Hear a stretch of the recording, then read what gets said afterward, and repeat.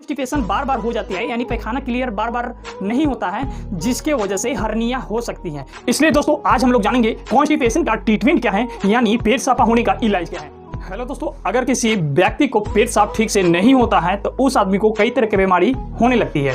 पेट साफ नहीं होने के कई सारे कारण होते हैं, जिनमें से एक है कब्ज की समस्या। कब्ज की समस्या को कॉन्स्टिपेशन भी बोलते हैं। दोस्तों कॉन्स्टिपेशन क्या होता है? देखिए, किसी भी व्यक्ति को स्टूल जो होता है टाइट हो जाता है या स्टूल होता ही नहीं, यानी लैट्रिन क्लियर होता ही नहीं है, उसको हम लोग कॉन्स्टिपेशन बोलते हैं। दोस्तों जब कॉन्स्टिपेशन हो जाती है तो पेट में भारीपन महसूस होने लगती है, यानी पेट फूलने लगता है, जीभ का रंग सफेद होने लगती है, मुंह से बदबू आने लगती है, खाया हुआ चीज पचता नहीं है, भूख कम लगती है, सिर में दर्द होने लगता है, थकान महसूस होने लगती है। यह सब लक्षण देखने को मिलती है। इसलिए दोस्तों आज हम लोग जानेंगे कॉन्स्टिपेशन का ट्रीटमेंट क्या है, यानी पेट साफा होने का इलाज क्या है और इसका कारण क्या है।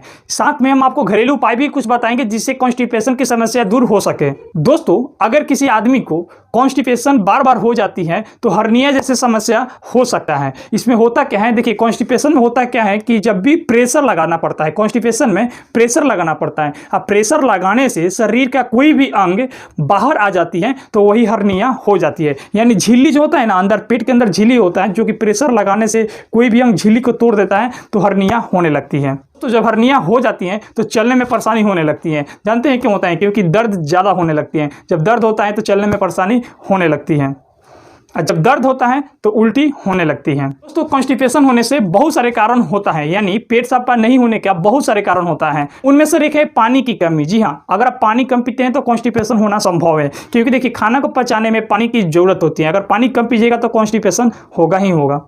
भोजन में फाइबर की कमी से कॉन्स्टिपेशन हो जाती है। फाइबर मिलती है आपको साग सब्जी फल में फाइबर ज़्यादा मिलती है, इसलिए उसको ज़्यादा प्रयोग करने से कॉन्स्टिपेशन नहीं होता है।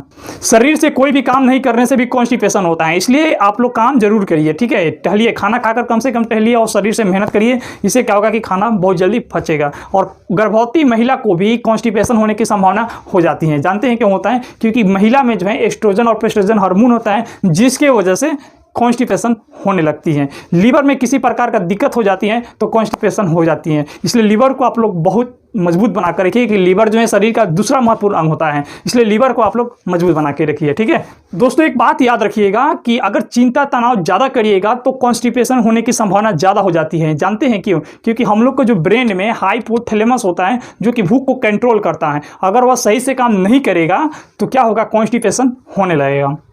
दोस्तों कॉन्स्टिपेशन बार बार होने से आपको बवासीर या भगंदर भी हो सकता है, ठीक है। आखिर होता कैसे है? क्योंकि देखिए बवासीर की जो नली जो होता है, यानी वेनिस जो गुदा होता है, उसमें मस्सा होने लगता है। मस्सा जब हो जाता है तो वही जब कॉन्स्टिपेशन होता है तो प्रेशर पड़ता है ना, तो वही बवासीर उत्पन्न होने लगती है। जब बवासीर होती है तो दर्द बहुत ज़्यादा होता है। आप लोग देखे होंगे बवासीर का पेशेंट का बहुत ज़्यादा दर्द होने लगता है। थायराइड पेशेंट का भी कॉन्स्टिपेशन हो जाता है। इसलिए आपको अगर कॉन्स्टिपेशन है तो बिल्कुल अपना ट्रीटमेंट सही समय पर करवा लेना चाहिए।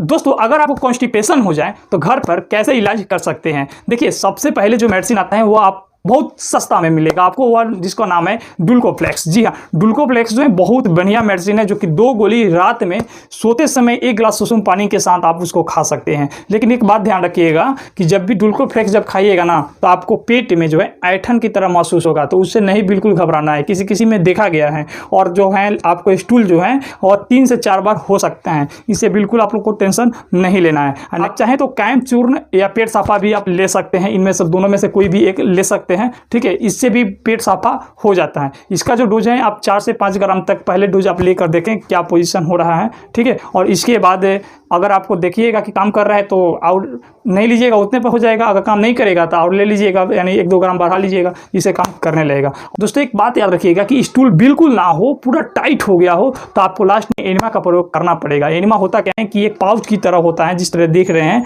पाउच की तरह होता है, इसके साथ ट्यूब निकला होता है। इस ट्यूब को काटकर इसी ट्यूब को गुदा मार्ग में लगाकर और इसके बाद इसको दाबना पड़ता है। दाबकर जब पूरा पानी अंदर जब जाएगा और जिस तरह पाइप निकलेगा तो पूरा अंदर से कचरा साफ हो जाता है। दोस्तों सबसे अच्छा कि आप घरेलू उपाय अपनाकर कॉन्स्टिपेशन को दूर कर सकते हैं, ठीक है। उसको घरेलू उपाय क्या अपनाना है? तो अगर आपको पपीता मिले तो पपीता को करना क्या है कि उबाल कर और उसको हलवा बनाकर सुबह शाम खाने से कॉन्स्टिपेशन दूर होता है, या कच्चा पपीता भी खाने से कॉन्स्टिपेशन दूर होता है, क्योंकि देखिए पपीता जो है लीवर में भी काम करता है।